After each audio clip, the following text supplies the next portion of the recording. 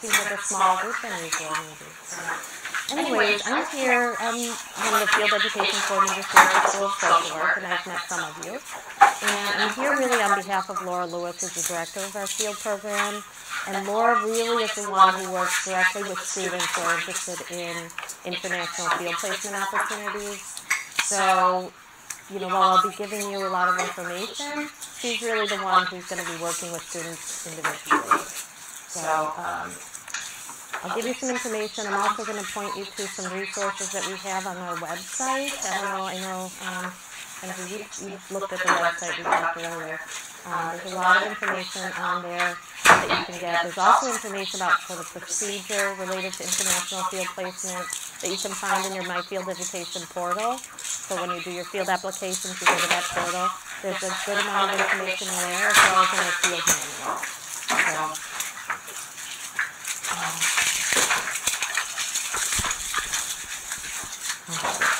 Can you hear me? So there's a range of opportunities for students, not just international placement, and we'll certainly talk about that, but there are opportunities for students also that include things like a study abroad option. So study abroad is something that could really be a feasible opportunity for some of you, for any student really. It could be more feasible than an international placement, and some of the reason for that is that it is a less expensive option for you. It typically is something that's time limited. It's something that happens during a summer break, a winter break, and it really allows for time in your schedule and in your calendar to accommodate, you know, sort of that length of time. The other thing about study abroad is that it really, you can use the credits for the study abroad towards the elective credit that you need. So that's sometimes a good option for students, again, for a variety of reasons. Diane Elsie is typically someone who knows a lot about study abroad opportunities with the university, so she'll often send out emails advertising a variety of possible study abroad options, so that's something you might even want to check with her about if you're interested in that. The other thing, in addition to field opportunities, is that the school has a bunch of courses that have international content. So that could also be something that, you know, where you can broaden your horizons and get some information about, you know, international information about cultures and social work practices and things like that through the curriculum. So that's another opportunity. In addition, you know, again, I am going to talk about international placement, but we also have field placements locally where students can get a good exposure to international. So places like the International Institute, we have Journey's End field placements, Jericho Road is another field placement. We also have field placement with Jewish Family Services in the Western New York Center for Survivors of Torture. And again, these are all really great options for students. I'm sure we have more I'm not mentioning, but you know, you can definitely get a flavor of international if you're not going abroad necessarily. But really, no matter which way you're going, if it's a field placement, study abroad, or you're taking a course, there's really a lot of benefit for students to have some international content in your experience in social work. And some of that really relates to just that, understanding different cultures and understanding social work practices in different countries and how things like poverty and exposure to poverty impact people that are outside of the United States and how things are handled in other regions. So again, it's really a value-added experience for you to have something internationally while you're in the program. So in terms of international placements, how many students here are thinking about it or interested, and that's why you're here? Okay. All right, so a good number of you. That's good. Now is a really good time for you all to be thinking about this, and it's actually an important time. Our field placement for your advanced year placement, our applications are due November 1st. So that's pretty soon. And if you're thinking about this, this is the time that you'll want to be talking to Laura Lewis, again, the director. You'll want to be indicating in your field applications on November 1st, by November 1st, that you have an interest in international field placement. There's a lot that goes into coming up with a field placement internationally. It's a big job. I know we have Charisse here who's planning on doing that, and she'll, I think, share a little bit of her wisdom about the experience later on. But there's a lot of reasons why doing things early on and now are important so that you can really be successful in getting an international placement. Okay, so now's the time to be thinking about it. Typically what happens then is that the placement is done in a block placement, and what that means is you're doing your entire 480 hours for your advanced year in one semester, and that's going to be the last semester of your advanced year. So it could be in the spring semester or in the summer. So that's just something to be thinking about. What happens then is you talk to Laura, and you indicate it in your application, but you're also then having to talk to Dana Horn, who's our student services coordinator. And what she does is she helps students figure out how they will manage, their curriculum and their course sequence based on doing an out-of-region international placement. So there's a lot of steps that have to be taken, but it's not that complicated. It just really takes initiative and students being really on top of, the time frame around this step. When students are placed abroad, we rely on a framework that's developed by Benjamin Block, and it relates to effective practice in international social work placement. And some of those things relate to students having a meaningful role in the agency and really having an element of reciprocity involved between the student and the organization, making it meaningful, having trust that's developed, and having a mutual understanding between the student and the agency. It's also extremely important that students have a commitment to cultural competence, and that students are really understanding cultural humility, and they're able to really document and think about and be self-reflective in this process. It's a very important component of this, being successful in international placement. The other thing that Locke talks about is that students are provided with an adequate amount of support as they're going through this experience. And at the School of Social Work, we really do rely on this framework. So we have faculty that are assigned to work with students individually, and they really monitor the students' self-reflection, and students are self-reflecting via journal. They're journaling and blogging throughout the course of their experience internationally. And what this does is it really helps the student be self-reflective, but it also helps the person who's supervising them to really get a good understanding of the student's experience and how they're really understanding and interrelating to that experience. They also not only will review the journal and talk about self-reflection, but they're really meeting with students either by phone and or with Skype. And that's a really good way, again, to, keep that connection, and students aren't feeling, unsupported, and they're not on their own out there. So it's very important to us to have that connection between the school, the student, and the agency. So that's something to count on. So Stephanie is going to be talking soon with you about her experience, is going to actually be supervising Felice, who's also going to talk a little bit about her experience that's upcoming. So. But just to give you an idea, I'm just going to tell you a few places where students have had placements. I'm sure you're interested in knowing that. We've had 2 students in South Korea. We've had a student in Thailand. We've had 2 students in Vietnam, 4 in India, 1 in Macedonia, 1 in Moldova, and 3 in Tanzania. So the other thing that really might be something that drives a student to do an international field placement, and I'm sure Stephanie will talk about that, is the connection that a student might have to a particular region. So, whether you've done some, volunteer experience or Peace Corps, or, some students who have, been born in a particular country want to go back and, give back to that country. So that's another way. But a lot of times students have some sort of affiliation or connection with a particular region. I think that's it. I really just wanted to make sure that people know to contact Laura. That's a really important step, to talk to Laura Lewis if you're interested in this international placement idea.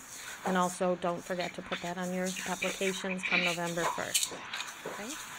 Are there any questions in particular?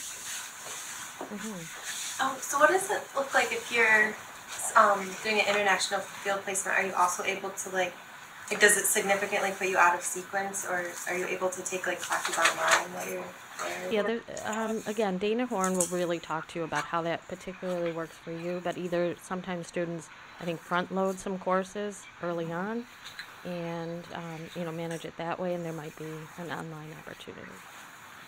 And we would also privilege you for online courses. Any other questions? All right, thank you. And here's Stephanie Vroman-Goodrich, and she, again, is one of our alum from 2010. Yes. Were you the first or one of the first? I was the first. She was the very first student who went and did an international field placement, so you'll hear all of her stories.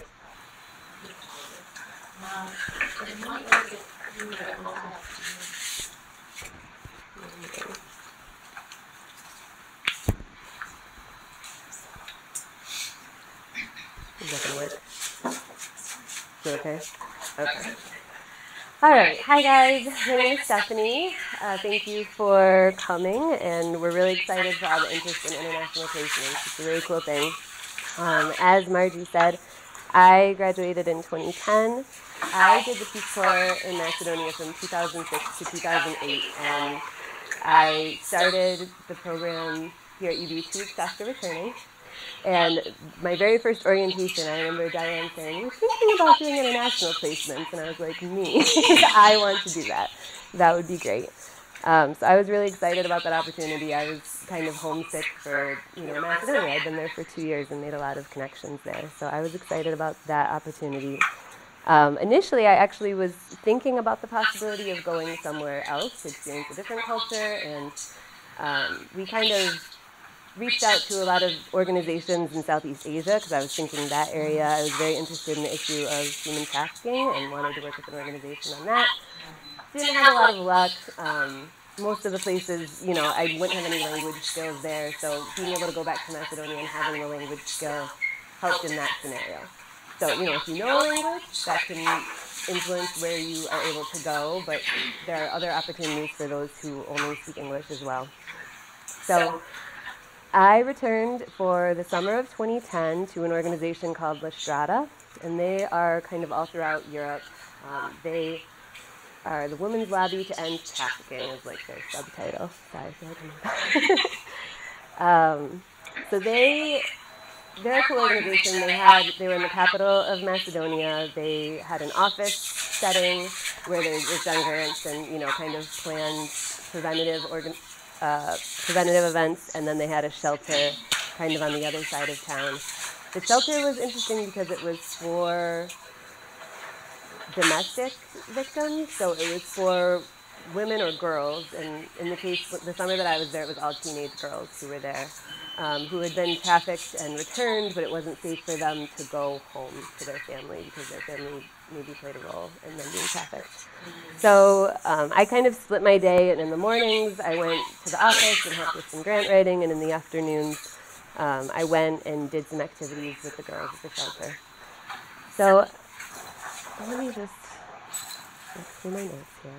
Okay, so Margie talked about it. There's obviously a commitment level that comes with doing an international placement. It is a little bit more money and more time to invest. The big thing, though, that we want to stress is that preparing for the culture before you get there to whatever degree possible, not that you can understand the culture just by reading about it, but because placements will be such a short time period, we want to make sure that you have all the information you can before you get there. So that's something that Laura and I have worked on, is some materials to help students prepare. I know Therese knows a lot about Germany. She's been prepping for a while now, so that's really cool. When I did the Peace Corps, and Shannon did the Peace Corps too, so she's in the class, Peace Corps does a really good job preparing you for culture, and they say that you really, I don't know if you were told this, but we were told you really shouldn't even plan on doing work for the first year. You should just build community and get to know everybody and learn about the culture, and before you can make an impact, you really need to build connections. So having that information, how do you translate that into a 3 or 4 month placement with the School of Social Work? Well, one big thing is that you need to have some knowledge going into it. So that's something that we want to make sure that people are ready to work on and get to know the culture a little bit. So on that note, though, we want to talk about cultural humility, so not assuming that you know the people because, you've heard a little bit about the culture, so now I know this about you. That never really works, and I know cultural humility has been stressed a little bit more in the curriculum recently. So I think that that's really important to have that background knowledge, but then go into a situation where you're meeting with somebody and say, okay, I have this in the back of my mind, but now you tell me about you, and how has your culture influenced you as a person?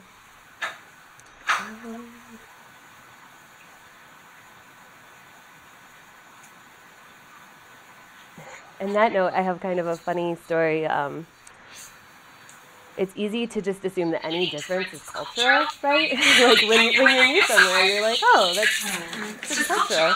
So there was this older man who spoke English fairly well in Macedonia when I arrived, and so he's looking for Americans because he wants to practice his English.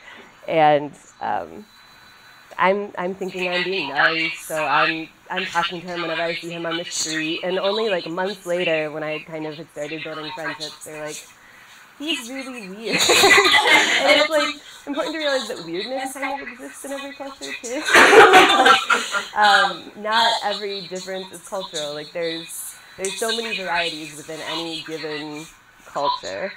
So just kind of recognizing not everything can be attributed to culture. Think of all the subcultures in America, right? Like probably all of us in this room kind of identify with different subcultures.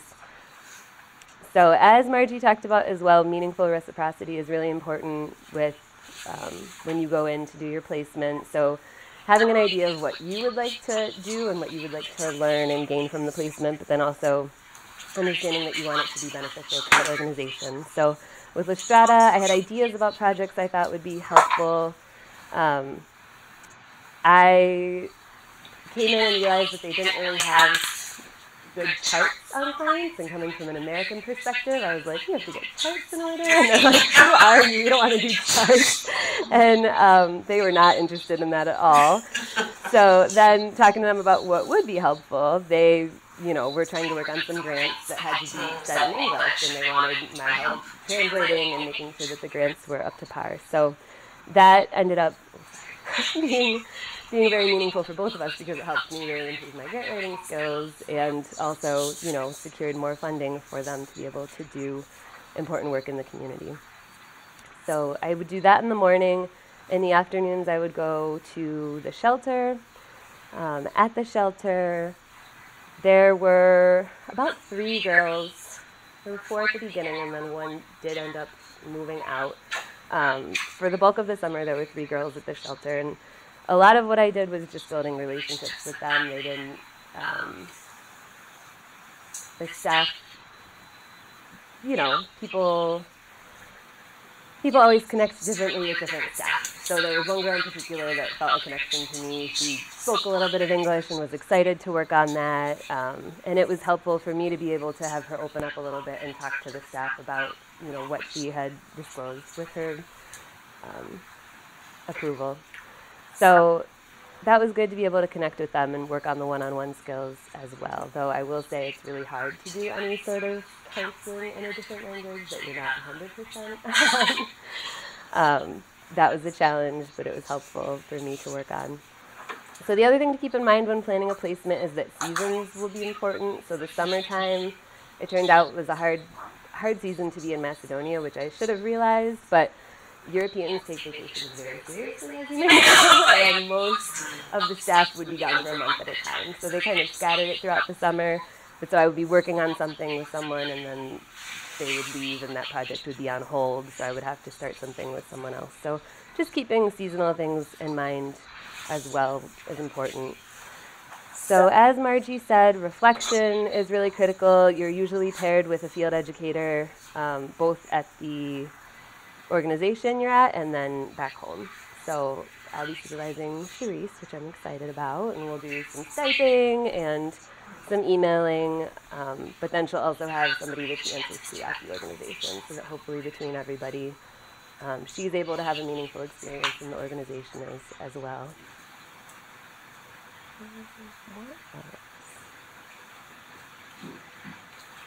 So, recognizing that cultural values play a huge role in the way that social work is practiced. American social workers value self-determination, and Macedonians are very directive. They don't take that approach. So some of these differences, we butted up against each other, but it was a good opportunity for me to share why we value that in our culture and as American social workers, and for them to say that culture, that's just not the way things go there.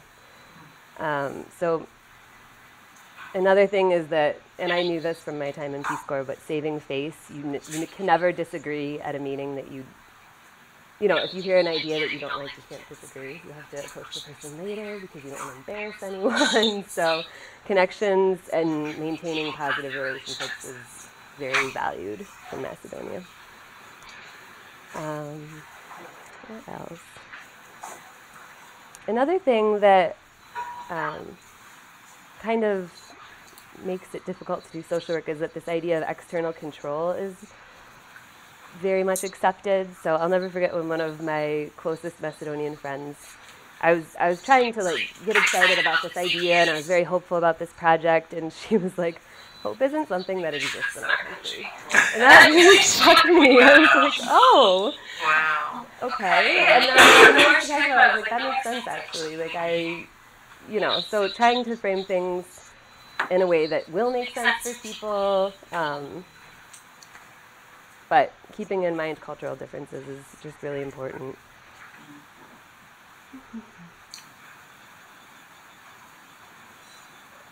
Okay, so why should you go abroad? So one obvious reason would be if you plan to work abroad long term. This would be a good stepping stone to be able to do that, to build connections. But in my case, I ended up working in Buffalo. So why is that valuable for me? So, one thing, as I'm sure you're all interested in looking for jobs immediately, is that it is impressive on a resume. So that's one easy way to get yourself in the door somewhere, right? But the other thing is that I think a few things. For me, it helped me recognize that change really has to come from within a culture. So sustainability is a big thing that Peace Corps likes to push, and I think that's really important. So, after you leave, what's going to continue? What's going to remain? And I think that's important when you're working in communities in Buffalo, too. Okay, you're the social worker for this period of time, and then once you leave, what are you leaving people with?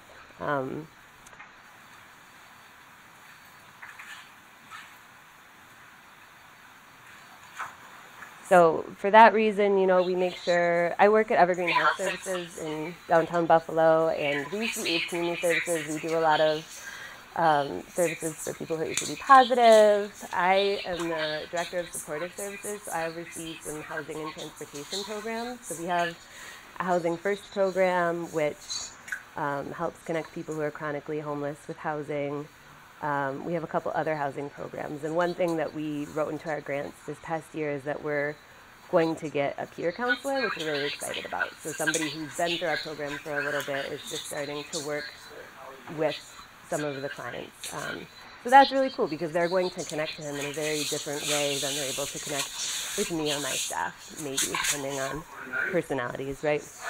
So kind of just taking that value that I learned from this experience that change has to come from within and translating it to what's going on here in Buffalo is really important.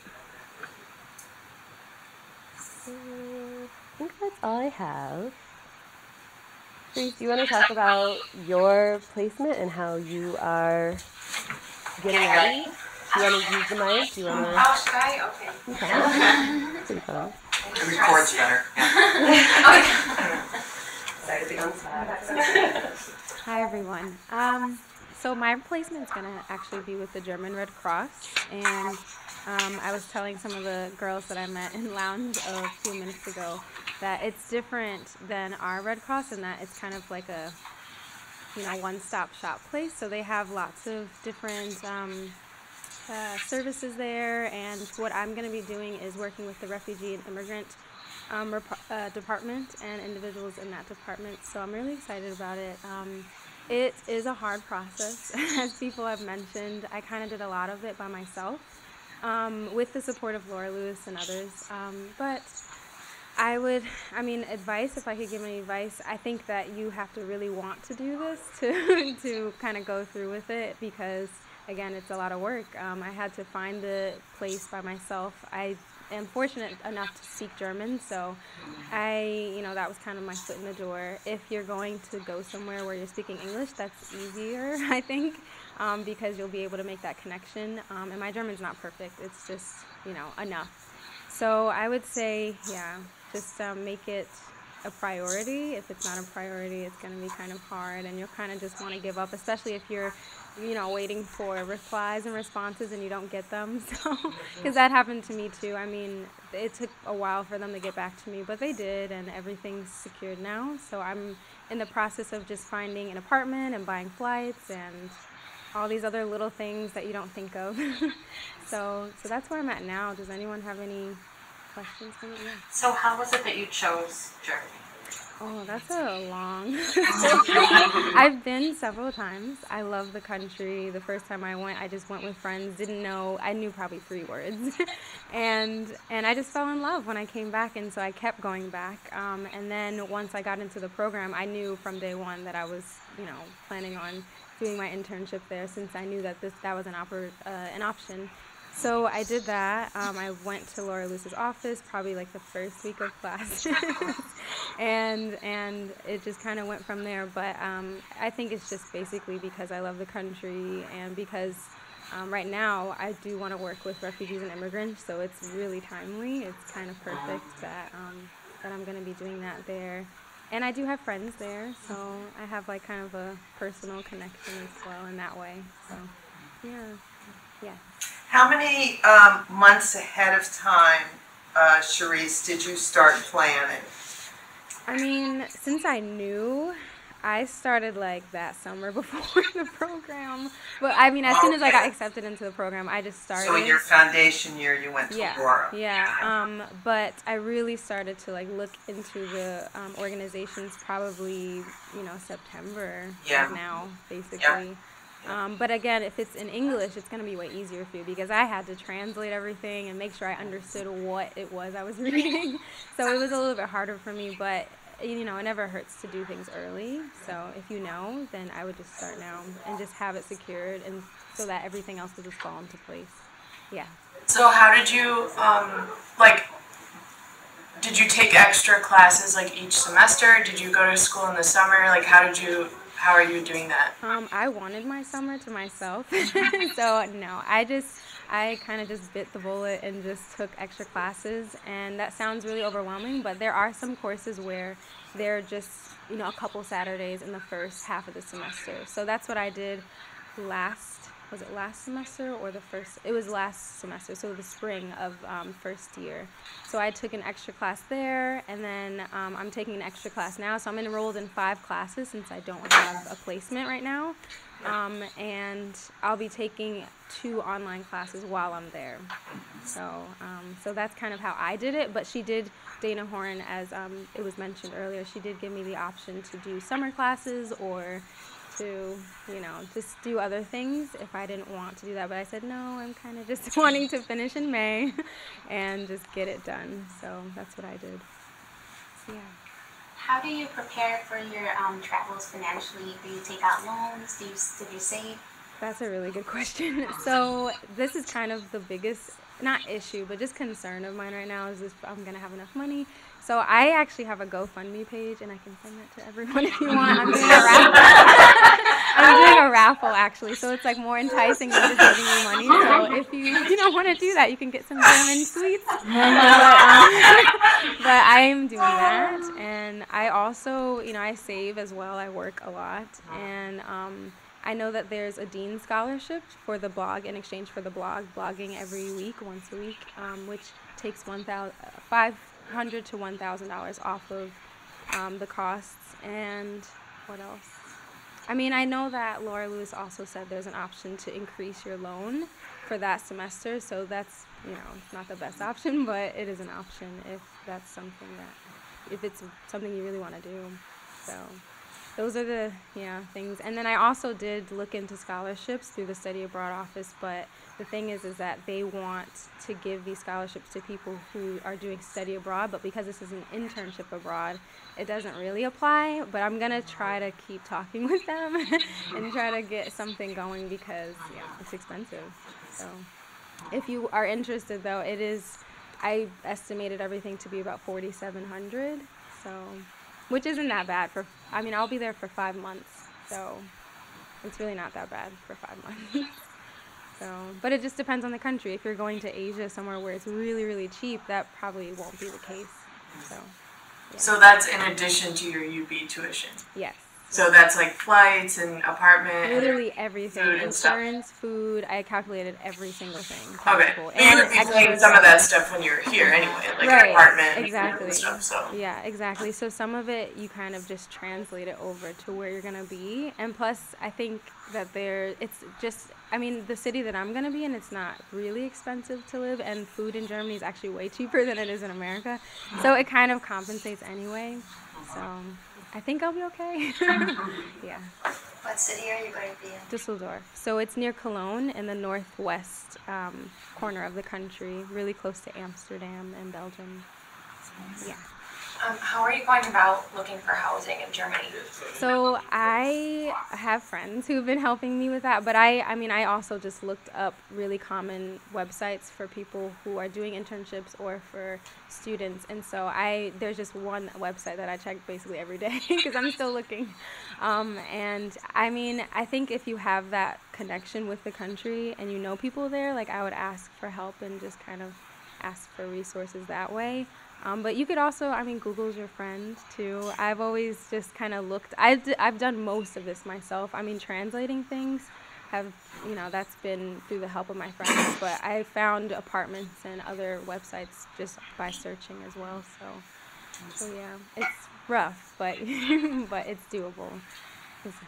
So, do you know the website that you were talking about that you check all the time? Yeah, but it's a German Oh. website. Yeah, sorry. Yeah, it's not like an international nationwide. Yeah, Alright. so yeah. And then, sorry. can I just say, so you were talking about how because of the language difference that, especially planning early and things like that. But I do want to just put a plug that even with, English-speaking countries and things, still the planning early is so important because things fall through. Even if you're able to find something, it could happen that you might need to find something else. Or, the school has to get involved so that, documents and affiliation agreements and things like that. So there's a lot of complicated things that go on. So that's, again, why the early planning. Yeah. I actually have a question for Stephanie. Sure. So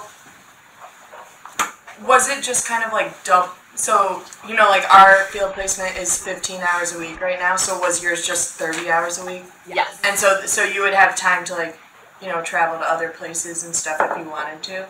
Yeah, so it was a block placement, so I was there for the whole summer and just worked like 8-hour days every day. And then I traveled a little bit at the beginning and at the end of the trip because once you're already in Europe, it's much cheaper to travel. And I actually did just take extra loans, which I think was a good decision. But, and I know other students have had success with trying to work with organizations for housing leads as well. So if you don't have a contact there, that's a possibility.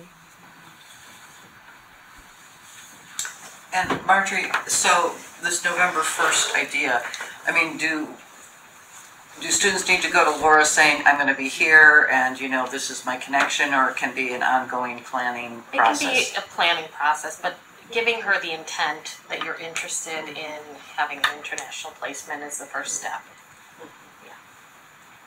Going off that same idea, so if we want to have an international field placement, but if we're not sure if it's going to follow through and stuff like that, should we also have backups like, in Buffalo or wherever?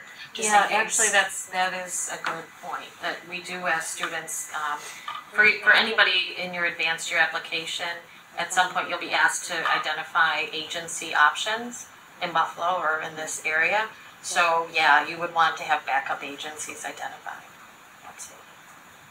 But on the application that's due November 1st, we don't have to have that. No, It's the only choices for aren't required. when it's due in, you said February 1st is like when your choices are due, That's right, yeah, we'll have the field fair in January, and then placement sites would be picked by, after that.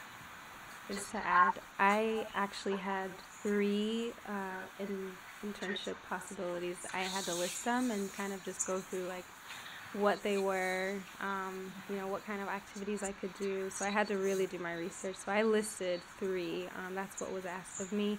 And I should have had a backup in Buffalo, but I was just like, no, this is going to happen. But I didn't. But I knew where I would want to in the back of my mind, but I didn't, plan for it and list it or anything.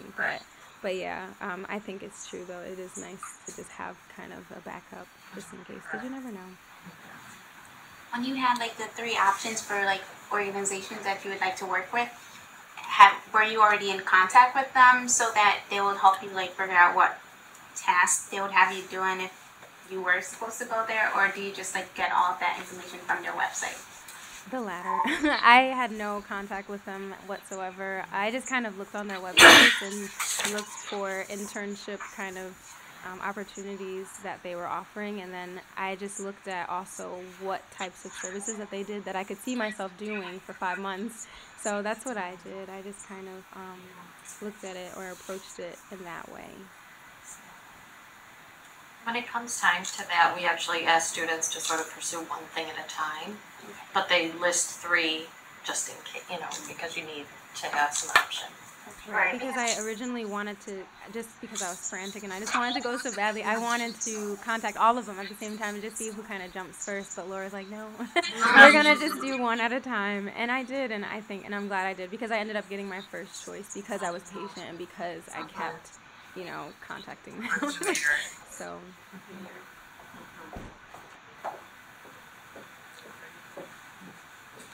Any other questions or anything you want to say? I think so, but I think that a future luncheon will be you talking about how your Yes. I will raise a question, and I guess it's a Stephanie question. I know that you, along with the field department, has been doing some work around reentry, because this is all really exciting when you're getting ready to go and you're going to do the experience, but I know there's also issues when you get back. So if you could address reentry a little bit? Sure, yeah. I've been working with Laura, and we've developed some materials to help students prepare for their trip and also for reentry, because everybody kind of assumes that there will be a culture shock going somewhere else, but what you don't anticipate is that when you come home it's actually harder, because you've been through this incredible life-changing experience, and you're subverting now, and all these things about different cultures, and have all these contacts, and things here kind of are the same. Like things have happened in people's lives, but they look the same to you when you come back. So that piece can be a lot harder for people. So we do have some materials, and we provide those to students when they're getting ready to do their placement. So yeah, there's different kind of workbooks and ideas that help you kind of think through and reflect on what's going to be hard. I remember when I got back from Peace Corps, one of my friends who also had just returned, she lives in Ohio, and she called me and she was like, crying. She's like, I'm at the grocery store and there are just so many options. Why are there so many options? Like, what is the need for this? And the fact that, we came back in December and there's all the produce options, and you're like, where did this come from? Like, where is this going in December? Because, we got used to eating more locally because that's the option. So, certainly there are things when you come back that are harder than you anticipate. So we really want to prepare students for that, and that's something toward the end of their placement too. Me or whoever the supervisor is kind of like talking to them about. Do you still gather people? I know there was at least one. There was a gathering last spring, I want to say. We haven't had one since because the placements that happened this past year, Sarah, who went away in the fall, actually stayed there a little longer and then moved to New York, so she wasn't available. And then Nadia, who just went to Moldova, she lives in Canada, and she's also, I opened it up to her, and she's not not on board. But hopefully we can have a welcome back party for Cherise, but she's talking about staying there too, so nobody wants to come back. But yeah, certainly for those students that come here, we would love to have a gathering and help you process and hear some of your stories. So like the students who, for the future, would they all be working with you as their field educator here?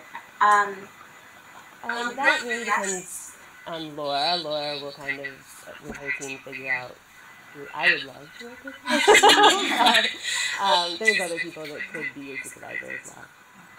Other faculty who have went abroad and like did their internship abroad and stuff like that. Okay. Or faculty. I'm just curious. I did my Peace Corps service in Zambia, so I noticed that I had 3 students who were in Tanzania, which is pretty close.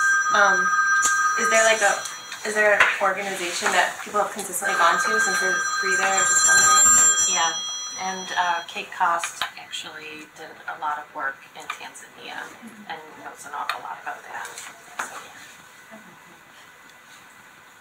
yeah. As a faculty who once taught abroad, my name is Diane. You don't see me around because I'm retired. But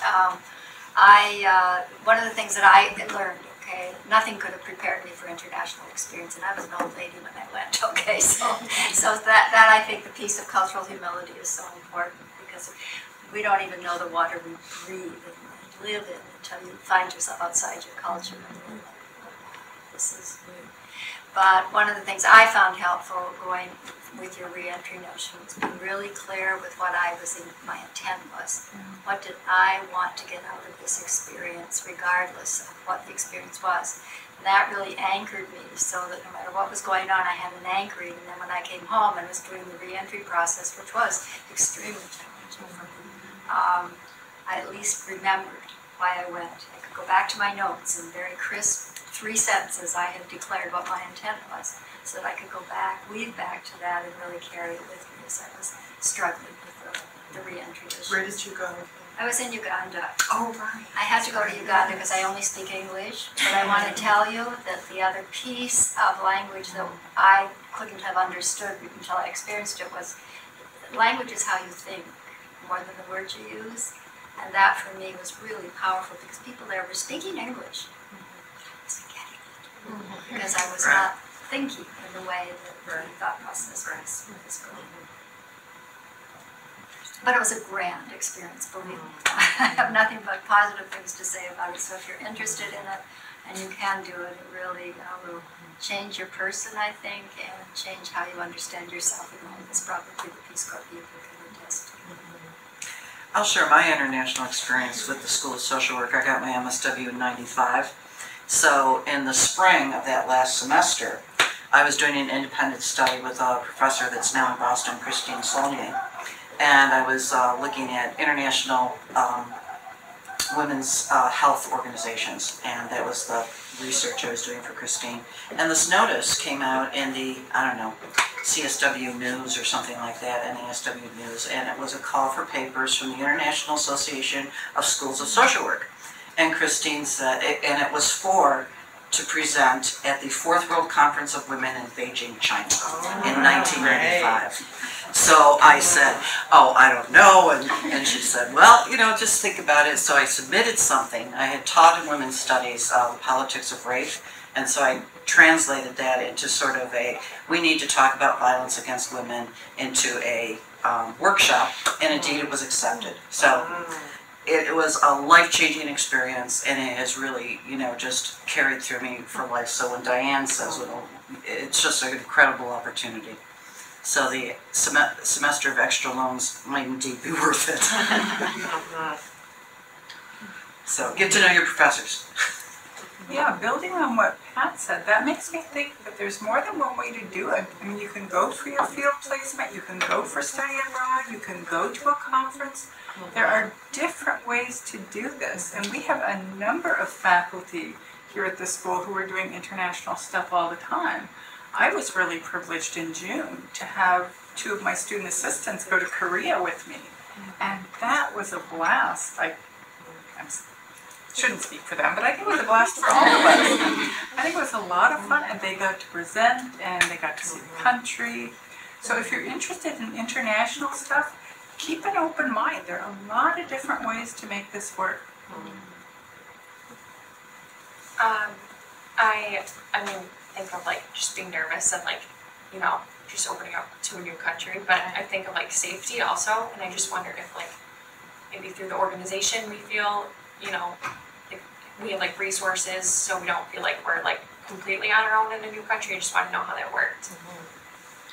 Well, that's a good question. I know Laura will know a lot more detail about that, but I know that that's something that's talked about in terms of, you know, your safety and certainly finding out and knowing sort of where you're going and sort of what the region is about, I would think would play into sort of how you prepare for that, but also, yeah, talking to the organization and just knowing, and again, you do have the, you know, you're not sort of only on it to yourself, and you do have the support of the university, and people are, you know, sort of making sure you're okay. Certainly they're not there with you though. So it is something to be considered for sure. Just to add to that, I was required on my huge checklist of things to do, I was required to kind of go on certain websites to look at certain like travel precautions, safety precautions, not that there are really any in Germany, but I think it's cool that they do provide websites and information for you to look at that stuff and kind of figure that out. So I mean, it's not as nice as having someone there with you just in case, but there are resources out there and ways to figure that out. And you always should know where your U.S. embassy is. Right. It'll be the place where everybody's picketing. The ones with the angry protesters. Students are, correct me if I'm wrong, students are required to pick up the medevac insurance, right? When they're studying. There is additional insurance. Until like the way normal study abroad happens. So medevac insurance allows you to be like removed from the country like in some kind of like big emergency. And when I was an undergrad and a grad student, I used to work in the study abroad office here at UB, and there were times we had to get people out. Oh, really? And that's what the insurance is for. And it happens, and you know, I think it was happening around like some kind of bird flu in China many years ago in the early 2000s, and I just remember. I mean, it's a big decision too. You're like, okay, you're basically pulling them and you're not going back. Right. But there are things in place in case of it. We've had a lot of students in the School of Social Work also do study abroads with other schools of social work. And one year we had a student of ours run into trouble because that study abroad program, you know, had very specific guidelines and sort of rules for the students to follow, because it was a place where you could easily be unsafe, you know, the country. And there were one of our students and a couple of their students violated those guidelines. And so we had to deal with that in a real serious way, because the students were lucky that they didn't get killed because of the danger that they had put themselves in. So it really means, you know, being respectful of the work that the schools have done to ensure student safety, you know. Charisse, are you going to have access to medical care under the German system? Yes, so I'm required to get that insurance that you mentioned, and I'm also required to get German health insurance. Oh, it costs, there is a German health insurance that you have to buy. Oh, it's not free. Oh, it's no longer free. But healthcare in general in Germany is not as scary and costly. Right, yeah, So it's much more affordable. did you have, yeah, you had a question too. This is, I don't know if this will ever happen, but just in the case if you have to pull a student out of their placement, out of the country, that they're placed at, how would they make up those hours that they're missing? Question. That would have to be a Laura Lewis answer. I'm really not sure about that. But we would have you make them up. Yeah, we would work with the student. Yeah, it might delay your graduation, but you will graduate. And we would place you somewhere so that you could make up those hours. Absolutely. And I will say, Laura and her team tries to be very flexible and accommodating. So, I mean, they would work with you and make sure that, you're able to get something in place as soon as possible. The other thing is talk to people and it'll take you on a wonderful journey within your own country. Talk to anyone who talked to you if they know someone. I just put out there that I'm on my way to Uganda. Does anybody know anyone who's ever been in Uganda who can help me? And it was amazing, the people who came forth who had stories who had been there. And they can give you some of the little details of what you need to pay attention to. I mean, the one thing we were told is no matter what in Uganda, do not ride on boda, which is the motorbike, because there's no laws governing them, and they don't wear helmets. And so again, and that seemed like, well, that was not a silly piece of advice. But when you get over there and realize that everything is boda, I mean, that's how you get from A to B. You realize that walking is how you do it if you have paid attention to what people share with you. And consider, UB has one of the largest international student bodies of, SUNY campuses, et cetera, et cetera. So, you could call on the International Scholars and Students Services Office and put out a call.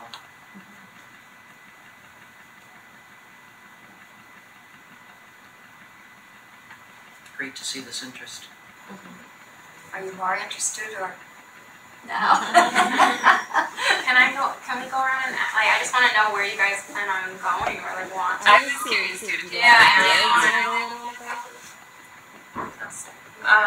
I studied abroad in Cuernavaca, Mexico, during my undergrad last semester, and it was only for 3 weeks, and I wanted to stay for another year.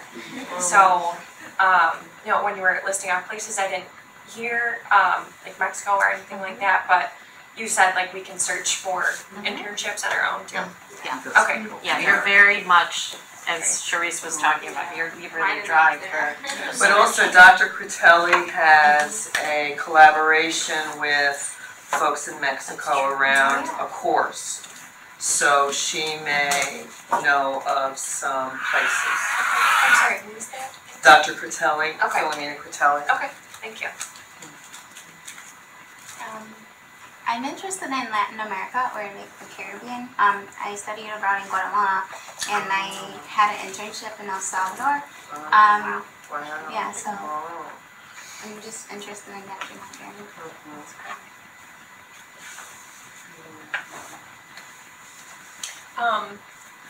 Did you do all I don't know if I actually would go anywhere because of like financial issues, but I would love to go back to like sub-Saharan Africa. I'm trying to pick up a little bit on Swahili. The language I spoke in Zambia is very similar to Swahili, and I have some friends in Buffalo who are being really patient with me and trying to learn Swahili. So I'd like to go back and maybe Tanzania or something, but if not in this program, it's another day. I'm really interested in like Turkey, in Istanbul or Ankara, because my step-sibling, like my stepmom and step-siblings are from there, and so I know a little bit of the language and the culture, and it's just a beautiful country, and I'd love to like kind of do some work there, so definitely gonna look into it. In undergrad, I studied abroad in Spain and in Peru.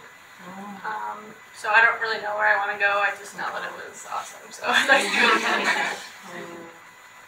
Oh, I'm not really sure. I actually came for the food, but not. I'm gonna be honest. I came with a friend, so I was like, yeah, sure, let me tag along, and then I saw that there was food, but it's really interesting. So I'm being honest. That's fine. I'm just staff. I'm Sarah, if anybody, Sarah Watson. I work on the website and communications here, but I studied abroad as an undergraduate, and I took out lots of extra loans to do so, and I say I'm paying them off to this day, and I don't regret a dime that I took out. Where did you go? I was in the UK, and but if I had the opportunity, I tried to study abroad when I was a grad student, and then it kind of fell through for various reasons, but I encourage you all, definitely, if you can make it happen. I think you really do have to be very persistent and do everything early. I think it'll so much easier for you though. I'm thinking when I went like in early 2000s, it was just, you know, the internet was like in its infancy still, and it's gotta help. It's just gotta help you. I'm interested in everywhere, but I know that's not possible. But I like Ireland. I would love to live in Ireland and live there. I have dual citizenship for Canada and the US, so even though this isn't as exciting as other places, I've considered eventually moving back to Canada and working. So I have a lot of family there, so if that's even possible for me to do that, I consider that as well. It's great. That is great. Cool.